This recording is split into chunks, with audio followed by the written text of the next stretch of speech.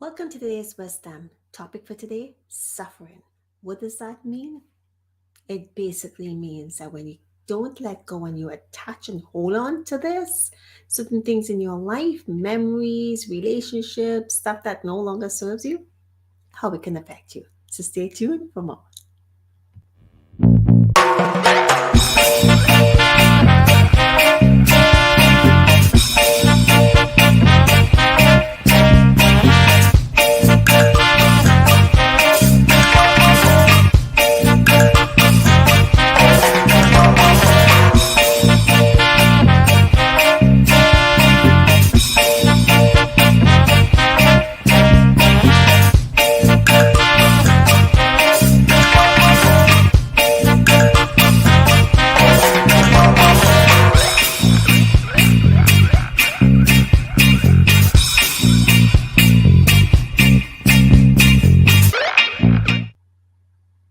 Well, welcome back to today's wisdom.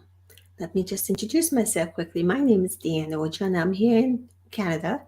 And what I do is, although have clients across the globe, what I do is I help people like yourself and myself get through all the stuff that's going on around them. And in this series, we're going to be talking a lot about stuff, different kinds of stuff, things that affects you, how it affects you. And today, it's a very, let's say, it's one that would resonate with many, and it's about suffering.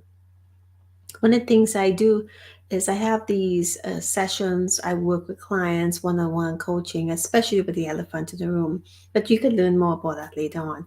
I just want to get on with this. So here's it. It's one that resonates. So let me just first explain this. And let me just give you a different background so you can actually see it a lot better. That might show up a little better. Okay. All right. So what we're going to be talking about is suffering. What is suffering? Well, suffering is well, first let me just back up. The world is not suffering. Let's get that straight.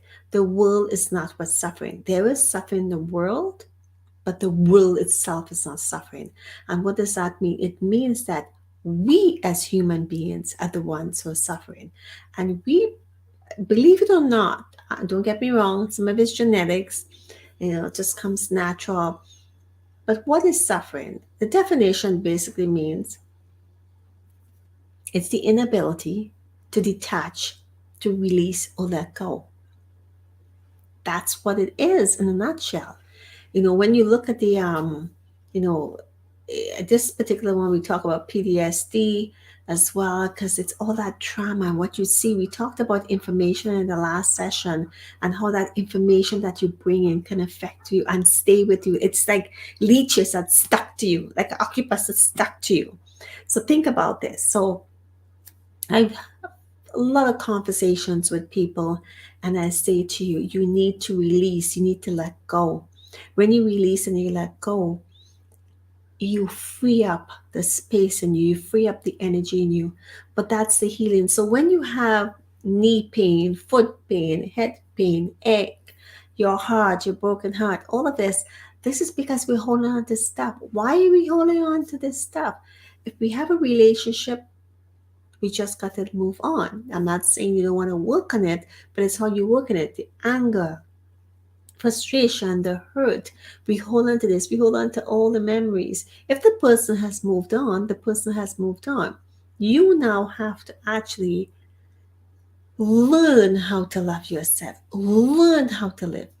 Forgive yourself, forgive the other person involved. It could be a person, it could be a job, it could be a person relationship, it could be a spouse, it could be a divorce, it could be children, it could be so many things.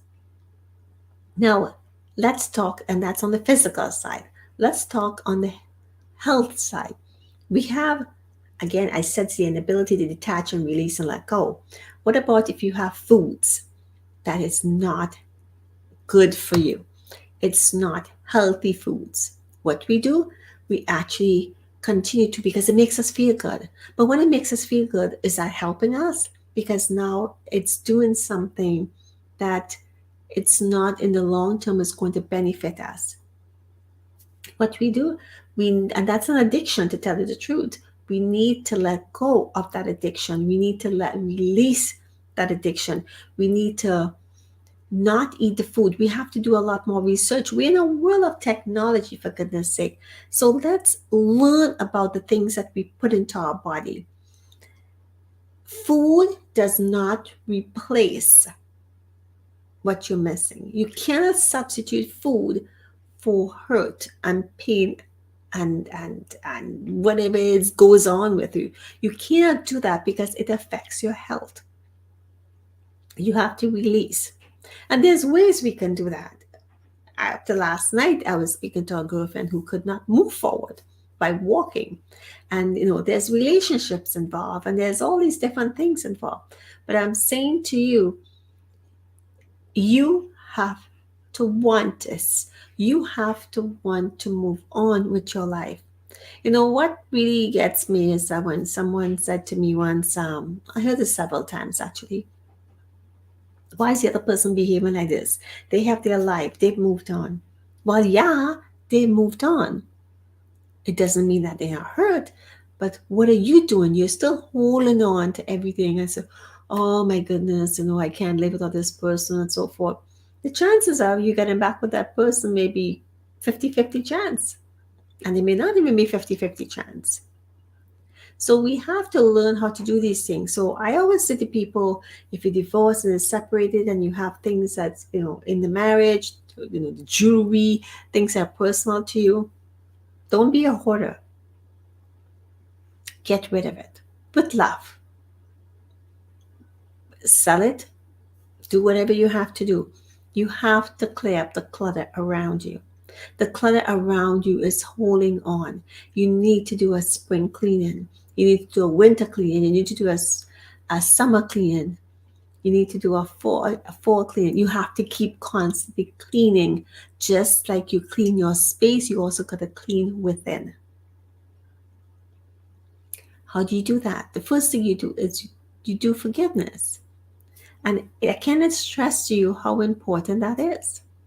You have to be grateful for what you have. You have to be thankful for what you have. You have to be thankful for the information that's coming to you. You have to be thankful for all of this. So when you release all of these, which is everything is energy in your space, you allow new things to come in. Everybody wants a soulmate. They want the perfect person, the companion, the perfect job, and so forth. But if you're stuck with all that noise and nonsense in your mind that you continue to complain about, and when you complain, you push things away. So this is what I will say to you. For those who are, PTSD, it's especially those in the forces and in the military. It's hard because you see so much. Nurses, doctors, those who are frontline. The memories is attached to the emotions. And I'm saying to here to you, you're not broken to be fixed. You have to learn how to work around this, how to let it go. And I want to say thank you all for the work that you do. It's not easy.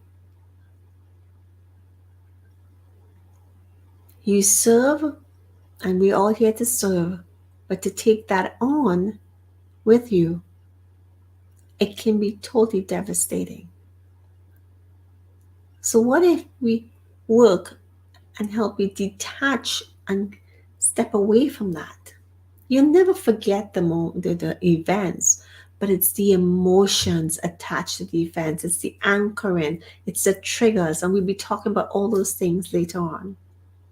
So I'm saying to you, learn how to detach.